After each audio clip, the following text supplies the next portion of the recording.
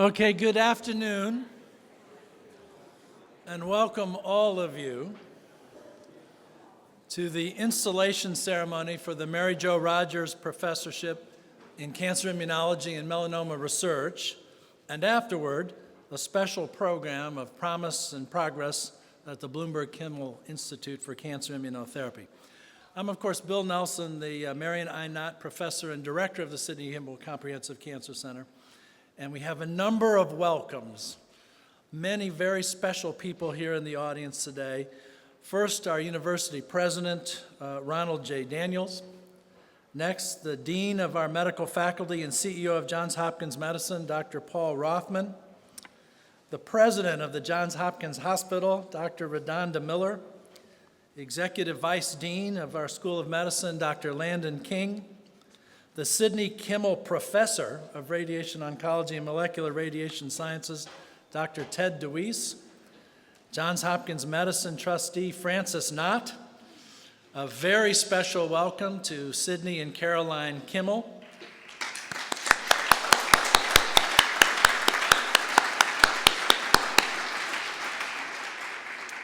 And another very special welcome to someone for whom today would not be possible if it were not for the vision and generosity of University trustee Brian and Mary Jo Rogers. Please welcome.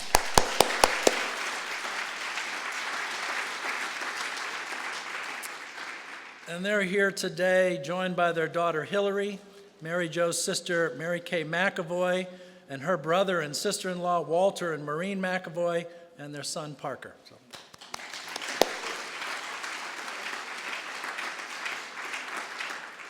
Also sitting nervously up in the front row is the inaugural Mary Jo Rogers Professor, Dr. William Sharfman.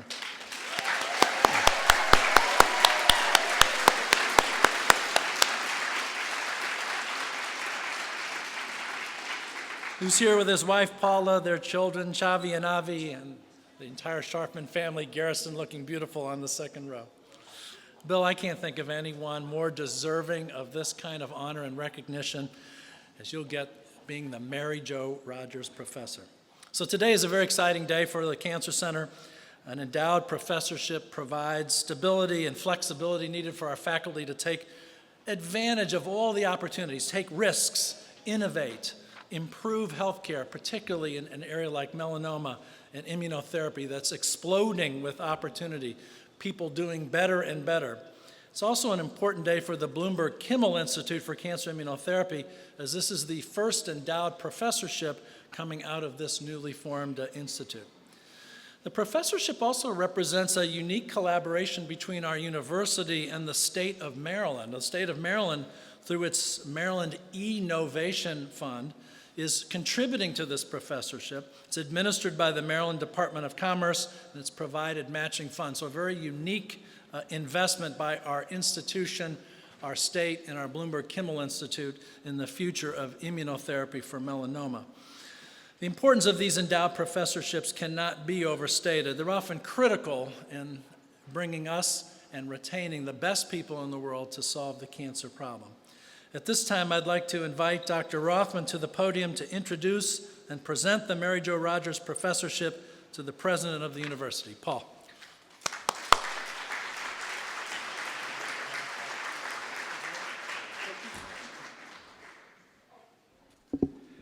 Thank you, Bill. Good morning, or good afternoon. So I wanted to welcome everyone here. In addition to the trustees, I noticed that another trustee, Tony Deering, is in the audience. Welcome to Tony, who's on the medicine board.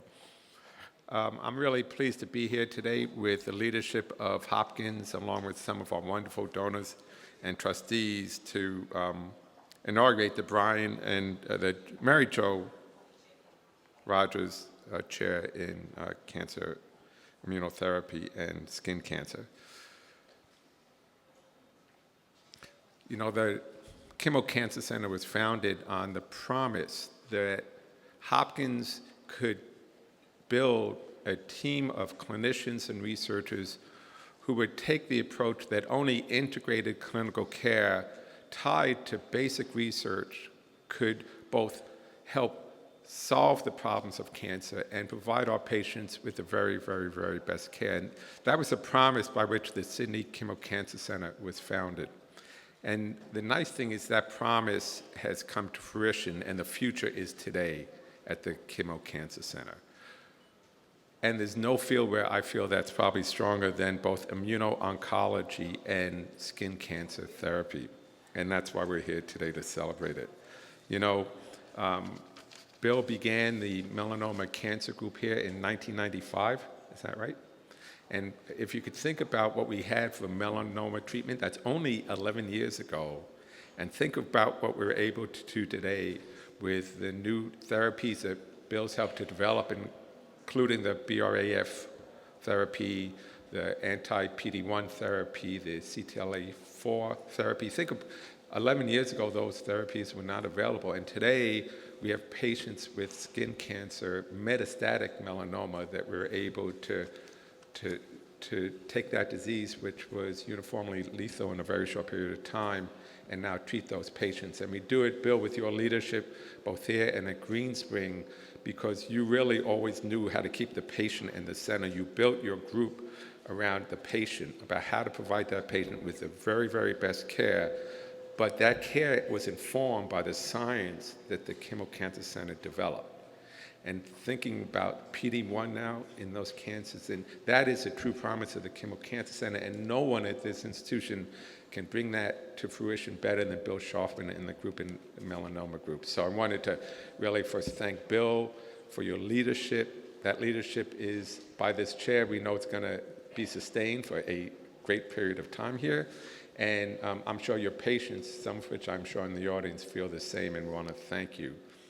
So that's half the story. The other half of the story are the Rogers family, both Mary Jo and Brian, who I've got to know over my years here at Hopkins, not only as wonderful people, great leaders, trustees on the board, but really at this point very generous donors to Hopkins. And so I wanted to thank you for this chair, because it's really only like chairs in that can we sustain the model of which we're so proud of, in which our research informs the clinical care, and it's not two distinct groups. And within the Kimmel Cancer Center, we prove that every day. So it's an exciting day. This is the first chair in the Bloomberg Kimmel Cancer Institute, so we're very proud of that. And what I'd like to do is present this chair to the university, and I'd like to ask President Daniels to come up. So the chairs or professorships are held by the university, and they're endowments that the university trustees hold for the School of Medicine. So as Dean of the Medical Faculty, I would like to present to the university and President Daniels a Mary Jo Rogers Professorship in Cancer Immunology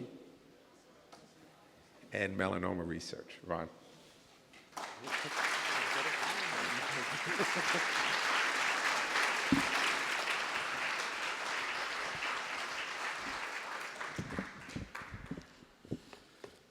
Thanks so much, Paul. And of course, without any further ado, on behalf of the Johns Hopkins University, I formally accept the Mary Jo Rogers Professorship in Cancer Immunology and Melanoma Research.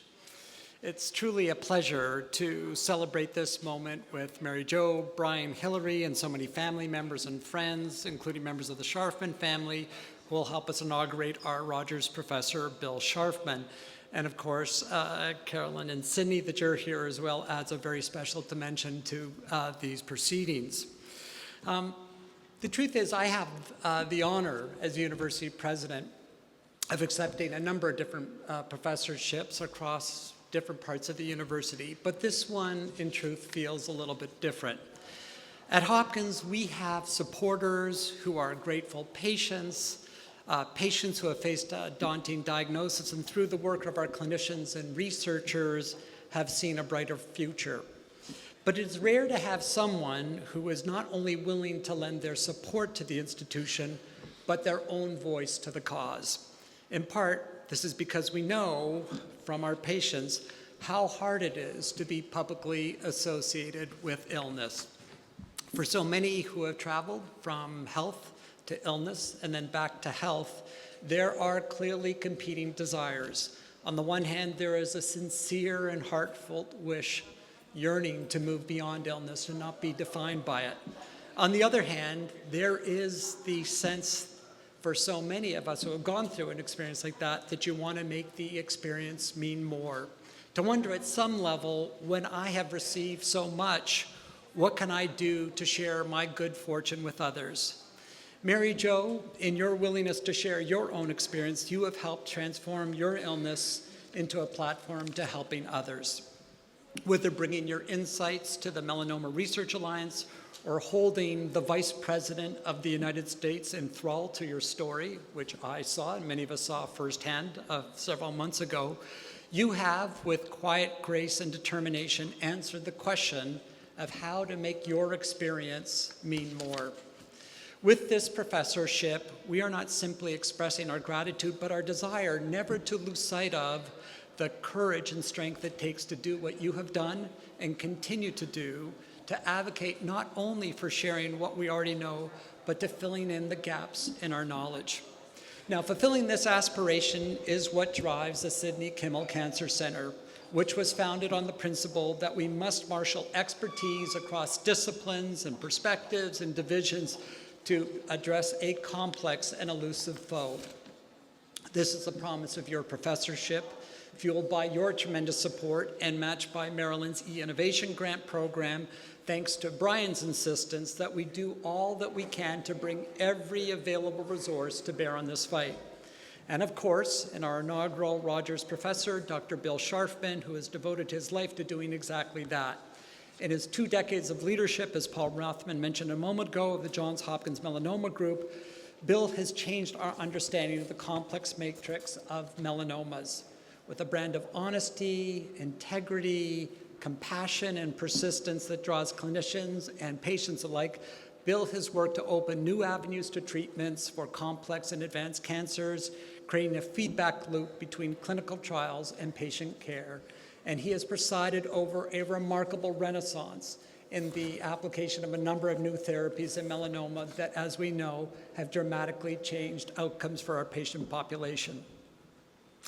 Now, my remarks today wouldn't be complete if I didn't make some mention of the circumstances in which this professorship was cemented. And so let me just say something briefly about that. For those of you who are in this room who know something about the dark arts of development, you will know that solicitations of this magnitude to create an endowed chair are accompanied by weeks of strategy sessions, of drafting, of redrafting, of simulated solicitations and so forth. All of these things which fuel our development enterprise, which of course is such important lifeblood for our institution. And I would like to say that that degree of care, of intensity of purpose, of strategy characterized the way in which Mary Jo and Brian came to the decision to invest in this chair. But alas, that would not be true. What in fact happened was, at the end of an investment committee meeting, the investment committee, which Brian has chaired for some years now at Johns Hopkins University, I asked Brian, would you mind sticking around for a minute or two? I've just got to run something by you. I leaned across the table, we went to the edge of the table, and I said, we really want to get this immunotherapy program off the ground that Sidney and Mike Bloomberg have agreed to fund. Would you be part of it? And literally within a minute, Brian said, sure, I'm in for a chair. That was it. And it says so much about Brian and Mary Jo. Brian did check with Mary Jo that the use of her name was permissible.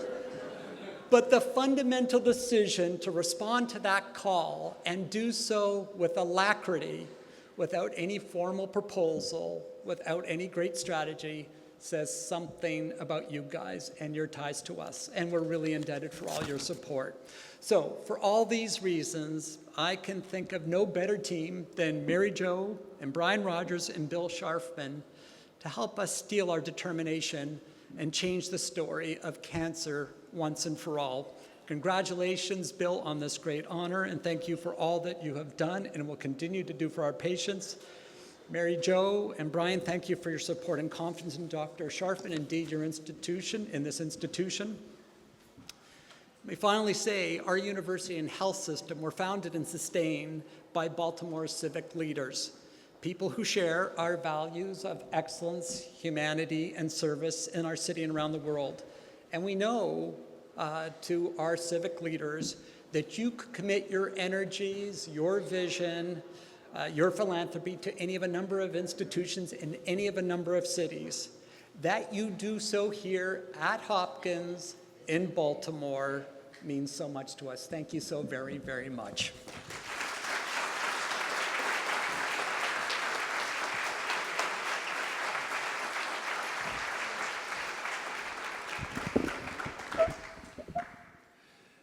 As you've heard, Brian and Mary Jo Rogers are remarkable people, and all of us are humbled and inspired the way you give of your time to make sure our university runs as well as it does, your investment in our most talented people, and you pin down the vice president to make sure that the moonshots work. Love to welcome you to the podium, share some thoughts, and let us share in honoring you.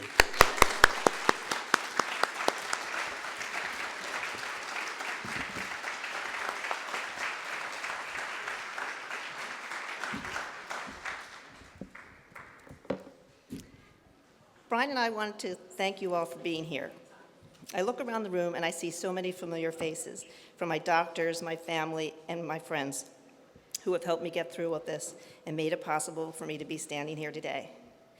To make a long story short, I was first diagnosed with stage 3C melanoma on my nose in February 2011 by Dr. Patrick Byrne.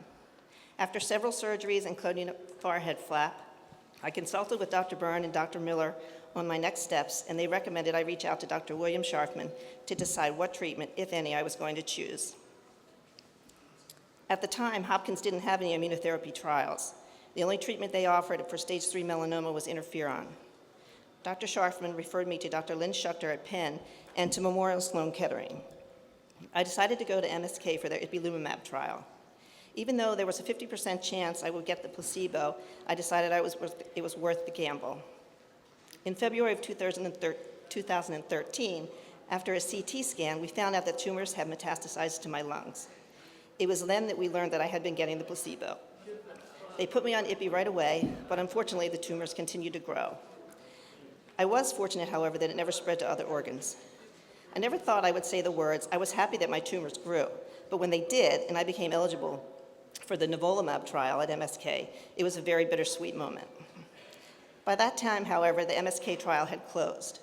I sought Dr. Sharfman's counsel, and he connected me to Dr. Jeffrey Weber at Moffitt Cancer Center in Tampa in February 2014. Exactly 2 years ago this week, I found out the tumors have shrunk and there's only scar tissue on my lungs at this point. I just completed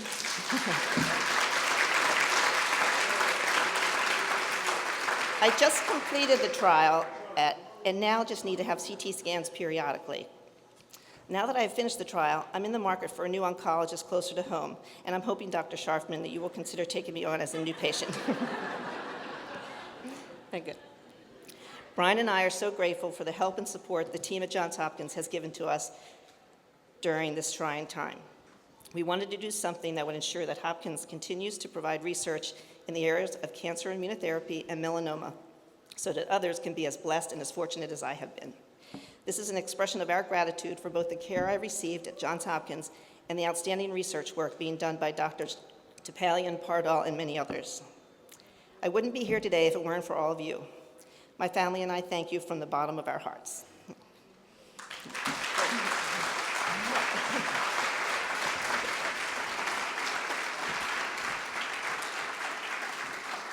It's hard to top that. As you age, you always learn. And the one thing I've learned, many things along the way. The first thing is never find yourself in a room alone with President Daniels.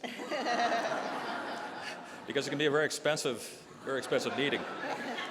And the other thing I'd say is I really have to help my friends Fritz and Steve back there, because this was an exhaustive negotiation.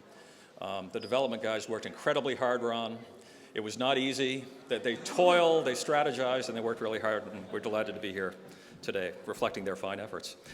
So being diagnosed with a life-threatening disease is incredibly upsetting, threatening, terrifying for one's family, one's friends, certainly one's spouse.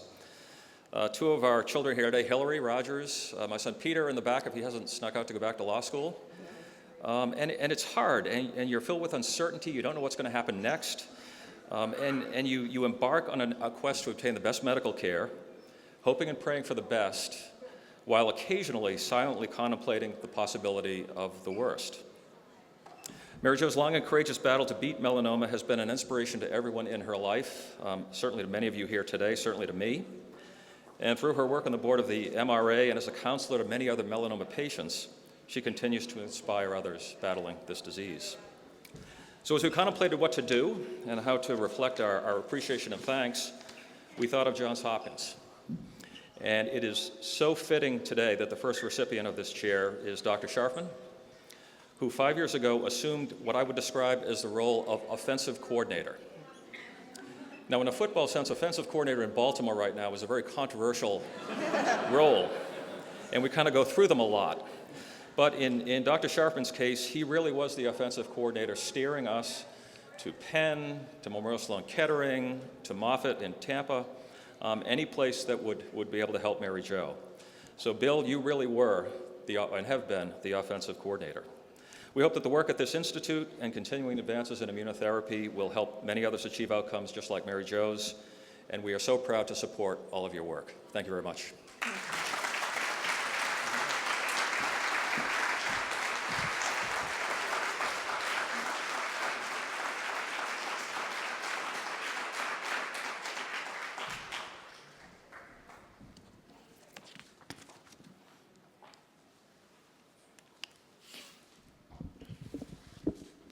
As many of you know, melanoma has a long history, bedeviling humankind since at least the 5th century BC. We know of it at least since that time. Hippocrates was the first to record a description of melanoma when he described melos, meaning dark-colored, and oma, meaning tumor in Greek, and combined them to melanoma.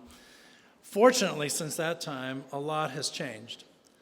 And our melanoma program has been leading the way, new ways to treat melanoma, as you've heard over the past several years, more safely, with greater precision, and we hope better and better moving forward. The work is making such a difference here and across the country. Since 2011 alone, 8 new drugs have been approved by the FDA to fight melanoma. In the 1990s, there was only 8 drugs for all of cancer approved. So the momentum is beginning to come up, which the Melanoma Research Alliance, I know, is very proud of. They've done a lot of work to make this happen. Many of the key innovations have been made right here at Johns Hopkins, and Bill Sharfman has been at the center of that universe as offensive coordinator, as a thought leader in the world of melanoma. Bill leads our cutaneous cancer efforts here, and he is in every way a physician's physician, a doctor's doctor, among the elite clinicians ever to have taken care of anyone with this disease. That's why he knows all the melanoma experts all across the country. In addition, he actually manages our entire Green Spring facility in an executive function that I'm not sure he thought he was trained for, but he's done a marvelous job with that. It's a wonderful place to visit. It's a great place to receive cancer care, a lot of that because of Bill Sharfman. So, without any further ado, it is my distinct pleasure to present you, Bill, the inaugural recipient of the Mary Jo Rogers Professorship in Cancer Immunology and Melanoma Research. Present Bill to all of you so you can get to see just what we think.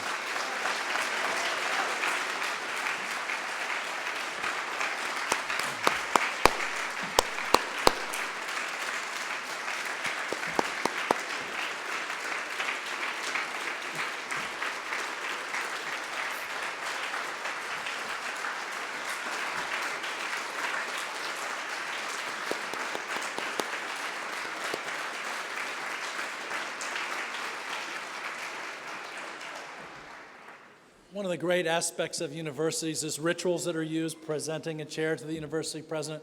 One of the things you may find entertaining that a chair actually comes with a chair that you get to take home with you. Okay, thank you.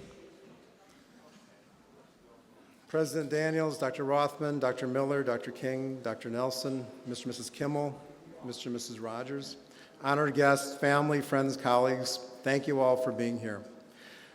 I was told I have 7 minutes to speak and I'll be yanked off the stage physically. so I'm going to speak quickly, and I'm going to apologize up front to many special people in this room who I will not be able to mention by name, who contributed in big and small ways to get me to this point. I hope that you'll stick around to the end so my wife and I can personally greet you and thank you for all you've done for us. I would like to begin by reciting a traditional Jewish blessing that is said when we arrive at a special occasion, and today for my family and for myself is a very special occasion, an extraordinary moment that I never imagined would happen to me. Baruch atah Eloheinu melech haolam shehecheyanu v'kiyamanu v'higiyanu lazman hazeh. Blessed are you, O God, who has granted us life, sustained us, enabled us to reach this special occasion. I want to thank Brian and Mary Jo Rogers for this most generous gift to Johns Hopkins, for the tremendous honor of being the inaugural Mary Jo Rogers Professor. I'm so humbled and I'm so grateful that you recognize my efforts and the efforts of our melanoma program over the past 22 years for our care of melanoma patients and to find better treatments for patients with advanced melanoma. I don't know how to say thank you for this life-changing honor. Words cannot express my feelings. I can say I feel like you've given me a new energy, a new mandate to keep going for the next 12 years or so, or longer, as long as God gives me the strength to keep working hard to care for our melanoma patients, to find better and easier treatment, and to find answers to those patients who are not putting in long remissions. The Rogers do many wonderful things for Hopkins, for many charities, for the community, but one thing that amazes me is that most of my patients seem to know Mary Jo Rogers, which is really unbelievable, and they benefit from her wise counsel and her advice, her encouragement, and I and my patients thank you for that. I would like to publicly thank my wife, Paula, for her love and devotion over the past 30 years. When we first met, she knew I was going into a specialty where the hours were long. She insightfully sized me up when I was younger and realized the things that were important to me, like how I practice medicine, to spend a lot of time with patients, to be available and accessible, were things that were very important to me. That meant a lot of sacrifice, a lot of late nights, a lot of calls at all hours, very few family dinners during the week, a lot of being distracted, but she bought into it, and you encouraged me to be the best doctor I could be, the way I wanted to be. No words can thank you for that, but you truly share in this honor today. Thank you.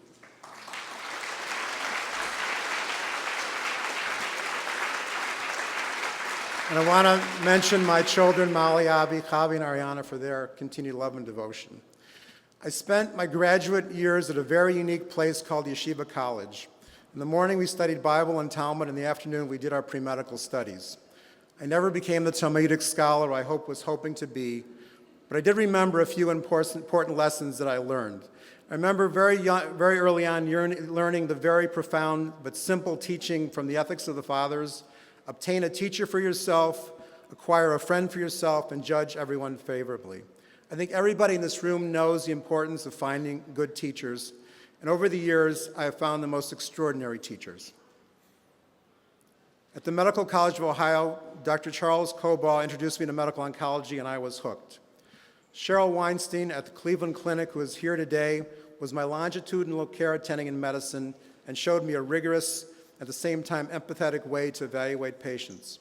In oncology at Cleveland Clinic, Ron Bukowski introduced me to immunotherapy and encouraged me to move on to the biologic response modifier program of the NCI, where I came under the tutelage of Dr. Dan Longo, who is also here today, who tried his hardest to make me a clinician scientist.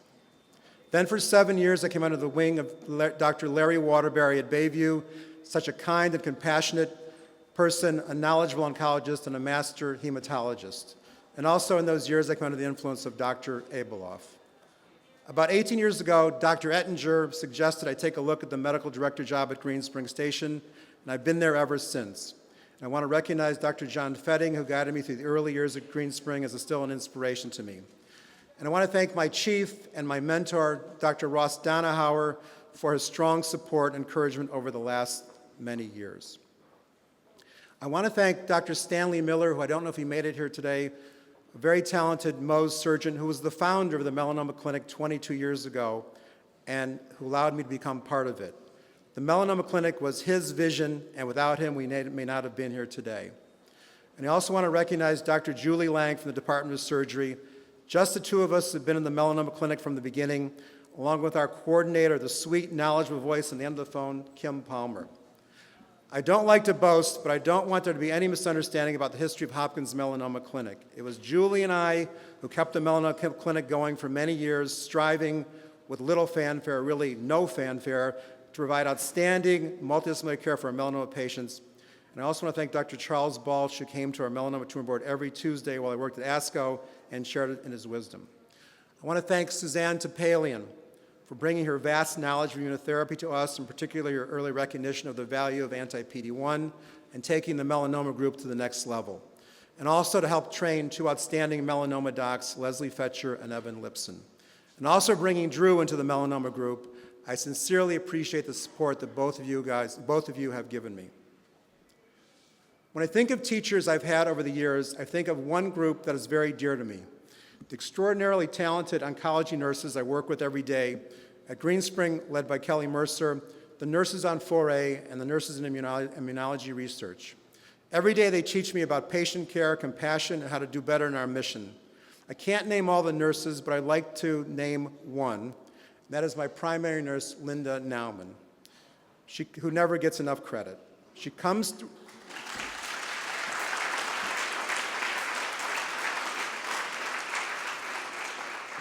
to work every day to provide our patients the finest care. She's multitasking when I can barely do one thing at a time. She never complains when I give her something else to do, because for her, it's all about our patients.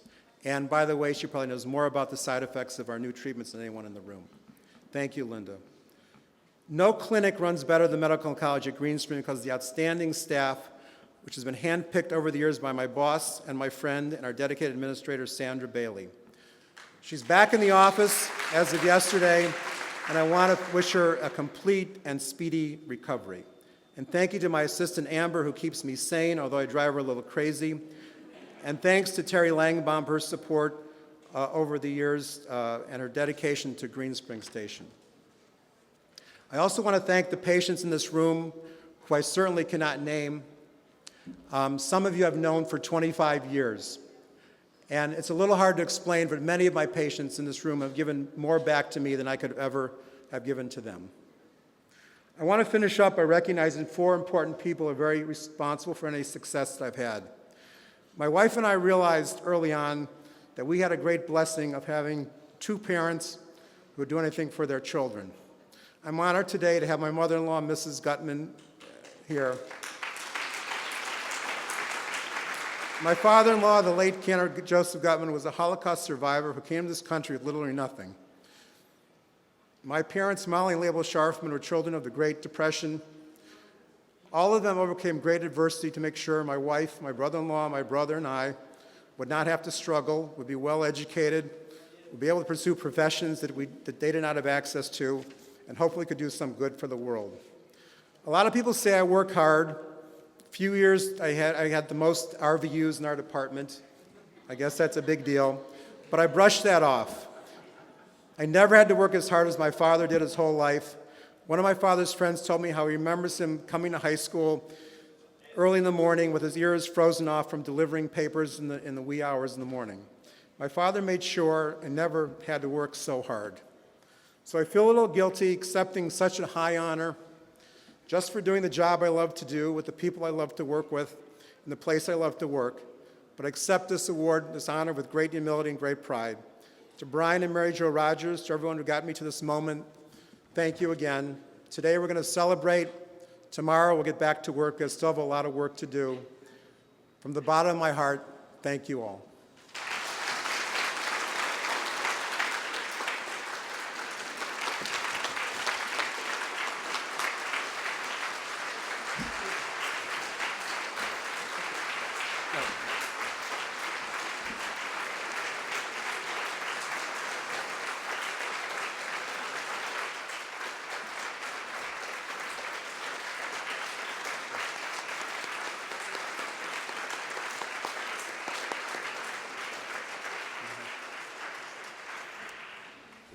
Yeah.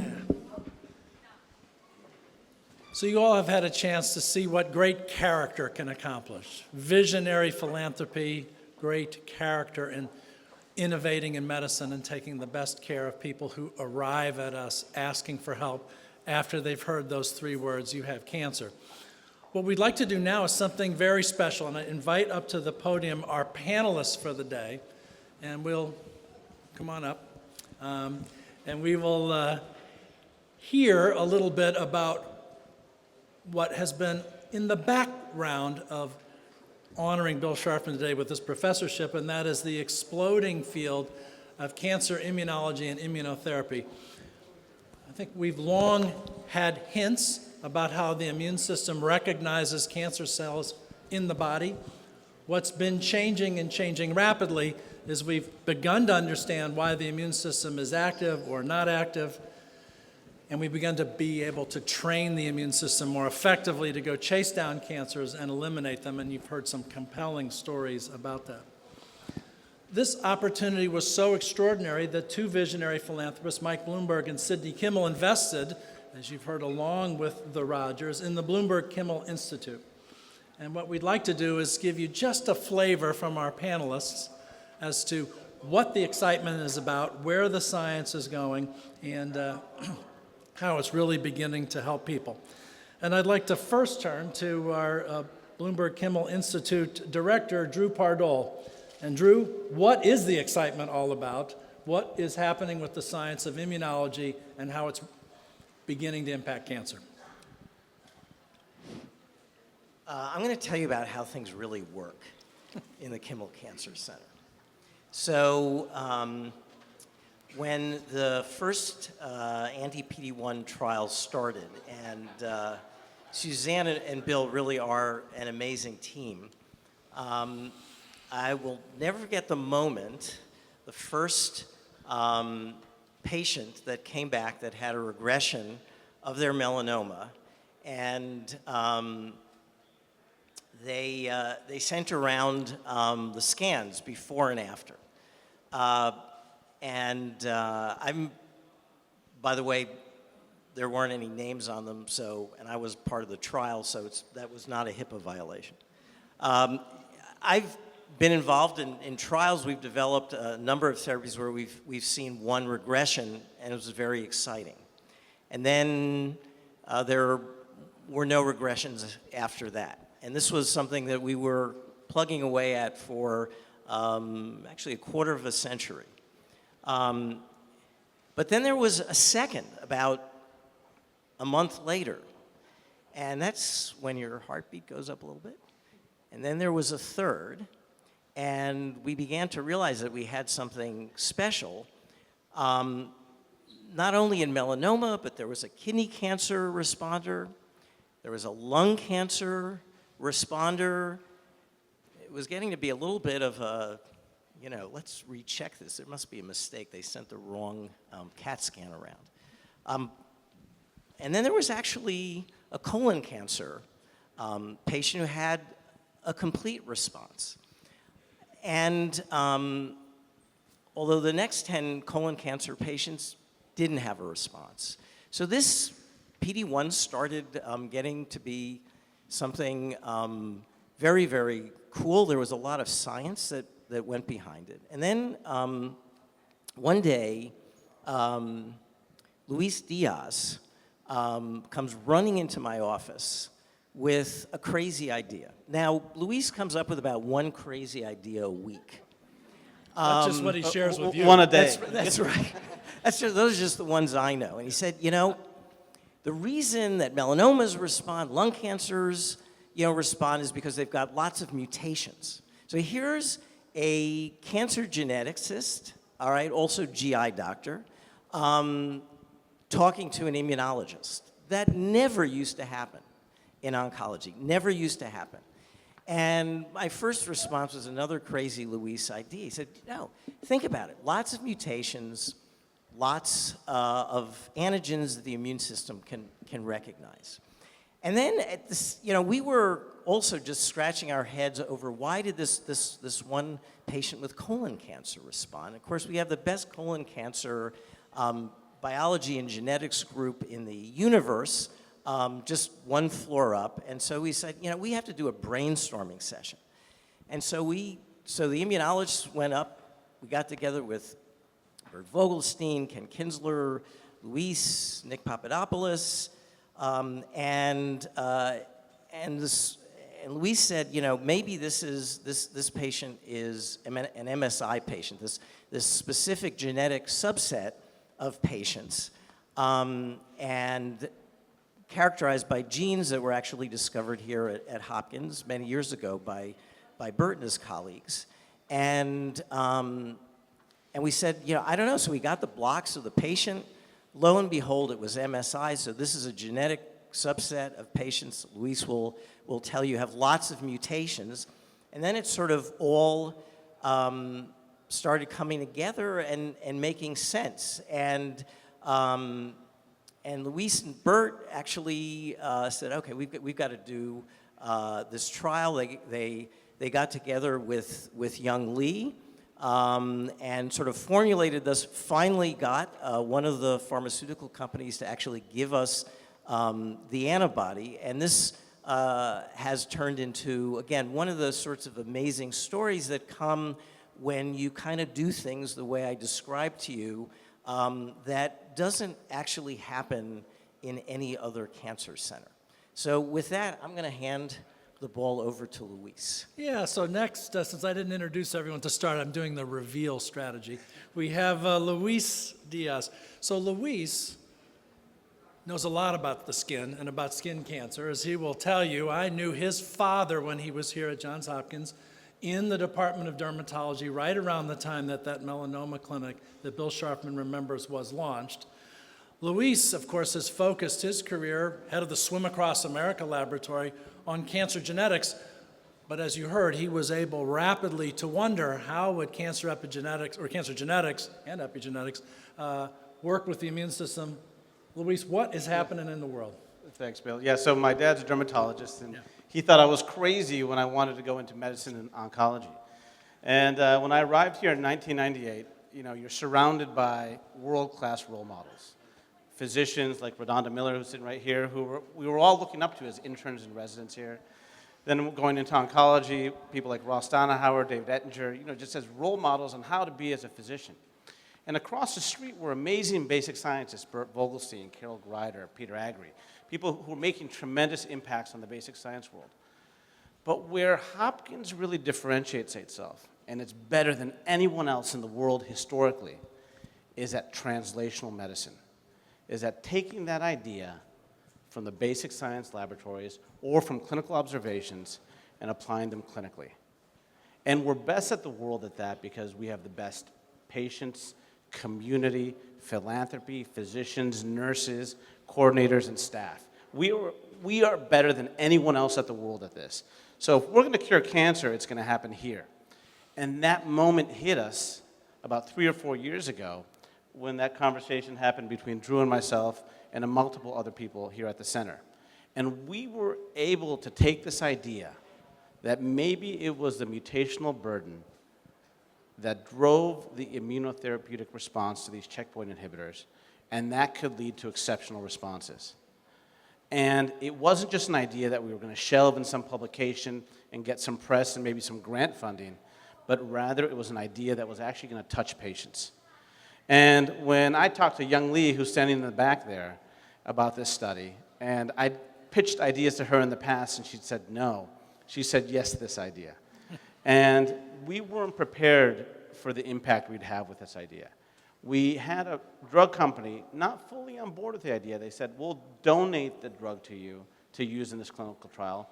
So we had to lean not on funding from the NIH, but rather from philanthropy. And that's why philanthropy is so important.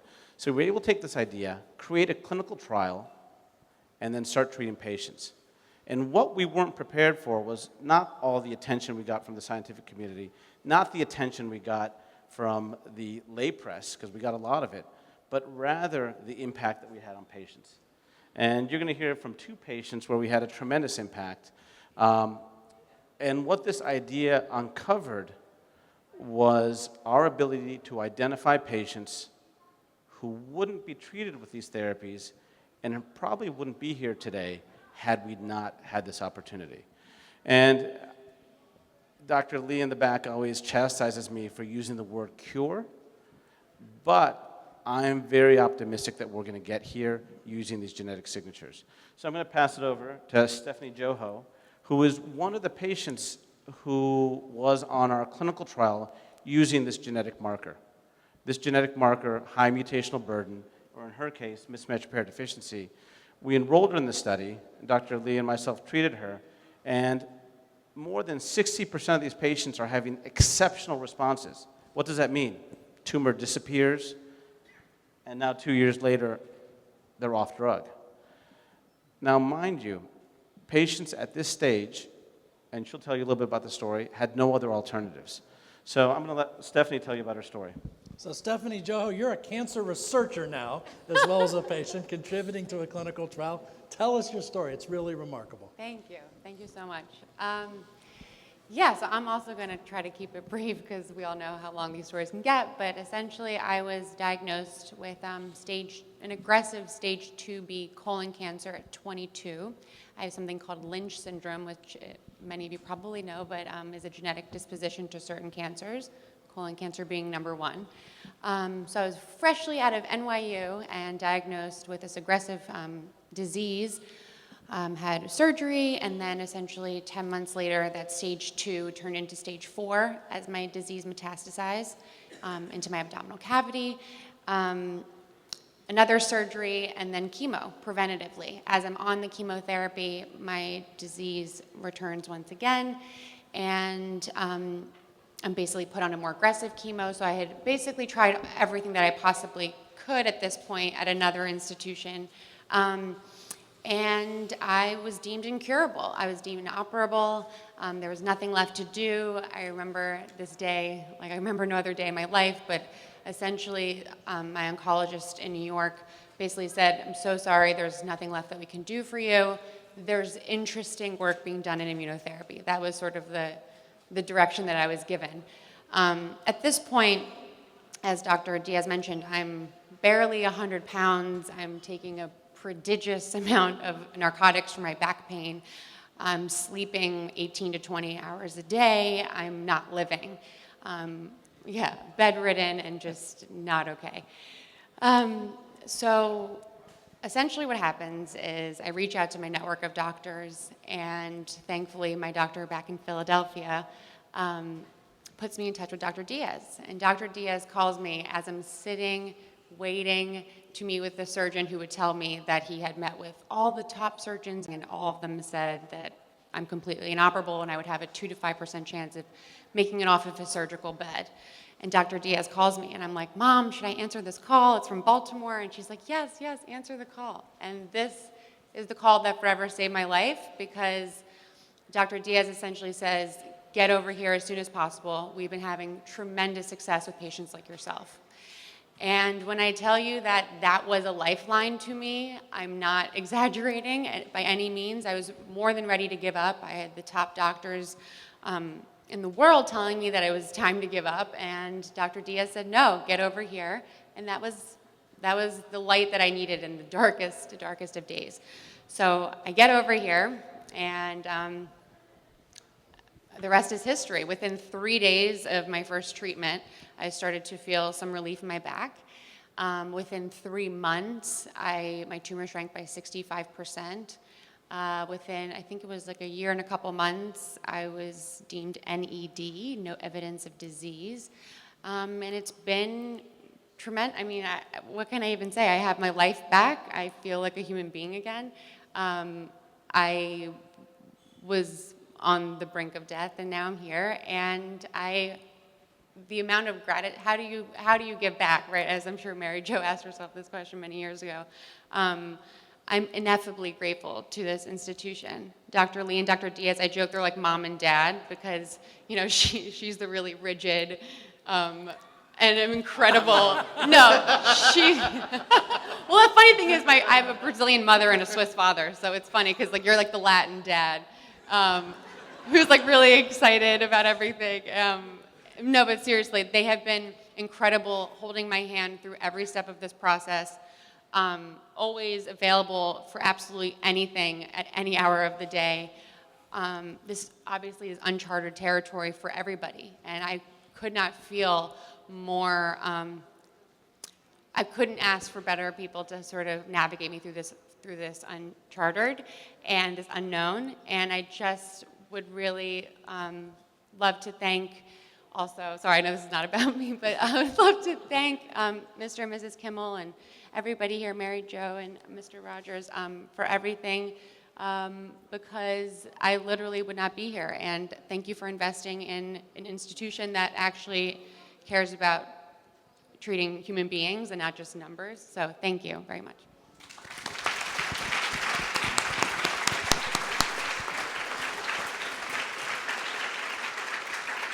I see young Lee in the back, and I realize that very tough with high standards. Paul Rothman was jotting down notes. That's an emerging leader for Johns Hopkins. So John Ryan has had also an experience facing cancer, working with Julie Bramer, one of our great lung cancer physicians, also helping to build this new field of immunotherapy. John, your story. I was told if I went last, I wouldn't have to say anything because the time would be up. So thank you. I was almost dead 3 years ago. In April of 2013, I was diagnosed with stage 4 adenocarcinoma, non-small cell lung cancer.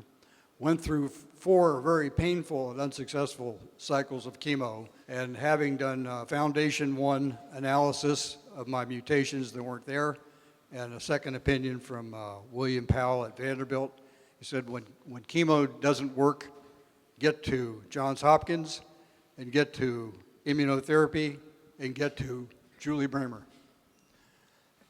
I was crawling in here in pain, bleeding, and in bad shape. When I saw this Sidney Kimmel Comprehensive Cancer Center, I said, who is this guy that buys hope? When I started peeking through the Progress and Promise magazines, I said, who are these people that work for generations to make hope happen? It's real. It's appreciated. My message to Julie Bramer was real easy. Please help me. It was a naval officer, SOS equivalent. She looked at me thinking, oh my God. Well, I'm happy to announce that after 4 cycles of immunotherapy, chasing after that bad boy, PD-1, the anti-PD-1 shrunk my tumor 65% at the Christmas of 2013. Most important to me was the collaboration that Johns Hopkins and Julie Bramer had to allow healing and freezing of my airways and radiation treatment to zap my tumor with an extra dose of radiation for the abscopal effect to put me on the fast track for the immunotherapy to work. I start my 4th year on an extended clinical trial of anti-PD-1. The commercial that you see at the nightly news, who wants to live longer? Well, yeah. But please be advised, as you take this stuff, it may attack your organs while you're on it or after you get off of it. So I asked Dr. Bramer, hey, what's going down here? She says, listen very carefully. The longer you're on this, the less likely you will have disease progression. I said, we're on this. I can't thank enough, I can't be grateful enough for what is available here to Johns Hopkins. The generosity of Sidney Kimmel, the dedication of Dr. Pardoll, his wife, Julie Bramer, and others, the dedication, the culture in Johns Hopkins with the white coats and the blue clad and the green clad, everyone bringing the A game every day to make this the best quality of medical care ever is huge. I will end the story with a thank you. For 2014, thank you. For 2015, thank you. For 2016, thank you.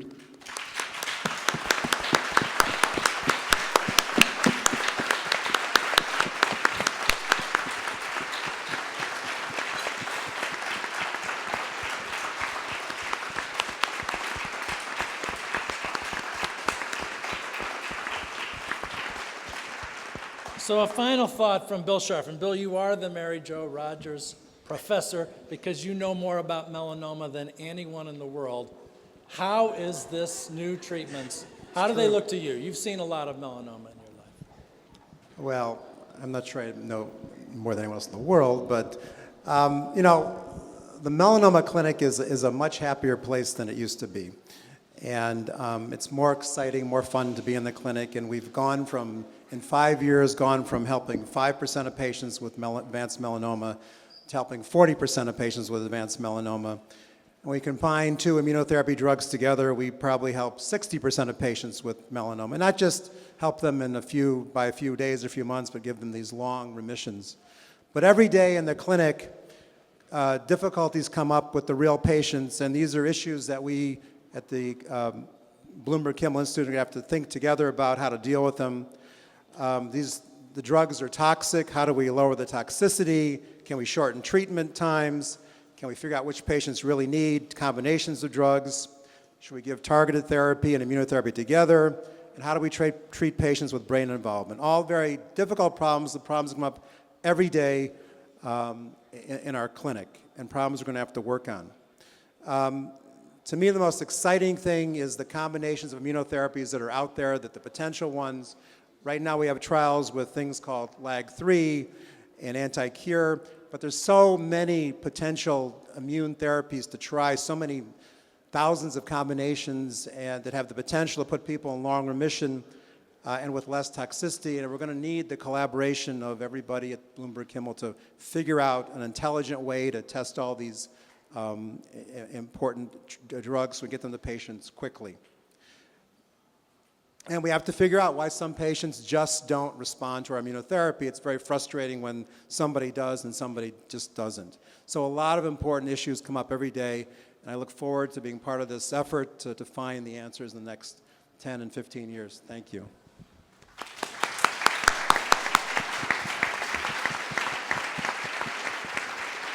I'd like to thank all the panelists, and please stay seated. This is a very special time in the conquest of cancer, as you're hearing. And it's also a very special day.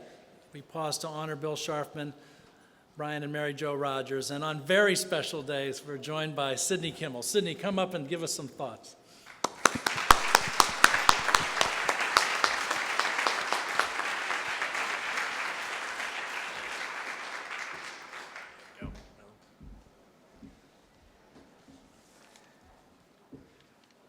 Thank all of you for being here today. I'm very touched by John's speech. I appreciate every word you said. Thanks to Ron and Paul, who have left for a meeting. I want to thank all the panel participants for sharing their expertise with all of us. Now, forgive me, but after listening to this discussion, I could not help making the analogy between where we find ourselves with immunotherapy today and the early days of my business at Jones, New York. While I had been in the apparel business for more than 12 years when I started Jones, design and production innovation was required every day, every season, to achieve success and ultimately take Jones public. We were always searching for the right mix of fabrics, the best buttons, the perfect fit, and the other logistics to distinguish ourselves from our competitors and have a long-term impact in the industry. Likewise, here at Hopkins, it has taken many years, perhaps thousands of years, when you consider all the human effort of innovation and discoveries in the labs and clinics just to reach this moment when we can now go public. With immunotherapy, the future will be very different and exciting at a higher plane.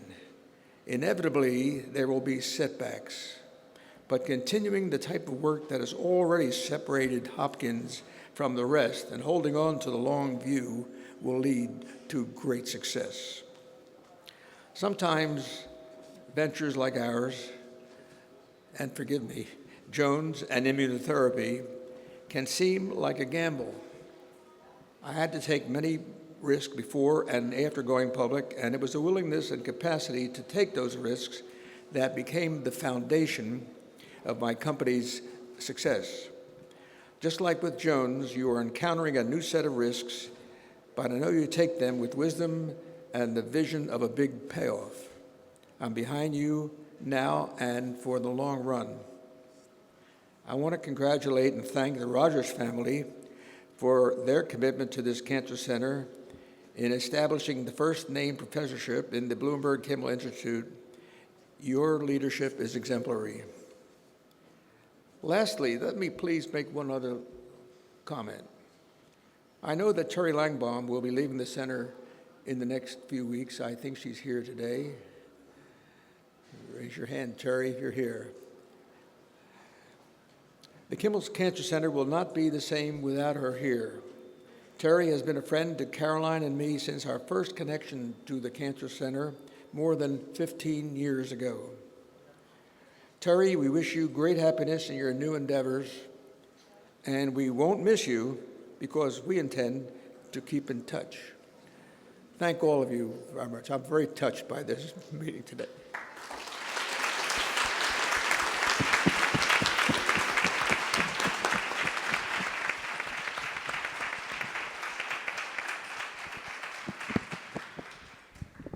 Well, in closing, I'd like to offer a final congratulations to Bill Sharfman, a profound thanks to Brian and Mary Jo Rogers, chronic indebted thankfulness to Sidney and Caroline Kimmel, and a very special thank you to all of us for joining us here today. Please join us at the back for a reception and good fellowship. This is a great day. Thank you.